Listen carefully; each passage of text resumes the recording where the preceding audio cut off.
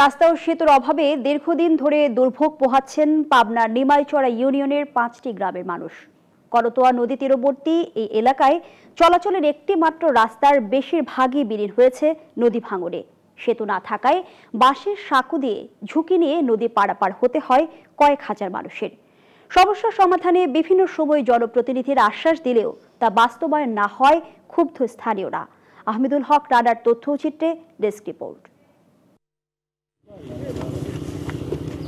এখানকার সরু রাস্তা দেখে বোঝার উপায় নেই এটি 5 গ্রামের প্রায় 15,000 মানুষের চলাচলের একমাত্র পথ।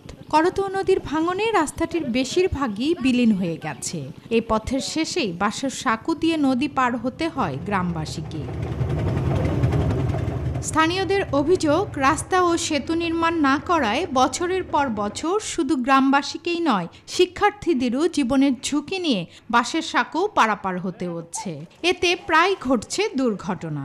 ঢাকার উপর দিয়ে যাইতে গেলে অনেক ভয় করে, আর আমাদের নদীর পার দিয়েও এমনিতেই চিকন রাস্তা। অনেক এমপি চলে গেল, চেয়ারম্যান চলে গেল, কিন্তু আমাদের রাস্তা কোনোদিন হলো না। আমাদের রাস্তাটা আর এই ব্রিজটা হলে পারে আমরা একটু বাঁচতে পারবো।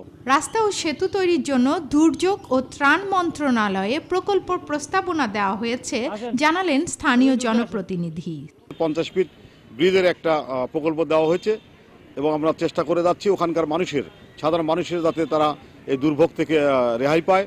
আর সমাধানের দ্রুত ব্যবস্থা নেওয়ার আশ্বাস উপজেলা প্রশাসনের। জেলা প্রশাসনের মাধ্যম দিয়ে আমরা মিনিস্ট্রিতে যোগাযোগ করব, যাতে করে অতি দ্রুত এখানে বাচ্চাদের, বিশেষ করে একেবারে স্কুল পড়ুয়া যারা আছে, প্রাথমিক বিদ্যালয়ের যে শিক্ষার্থীরা আছে, তারা সুন্দরভাবে যাতায়াত করতে পারে।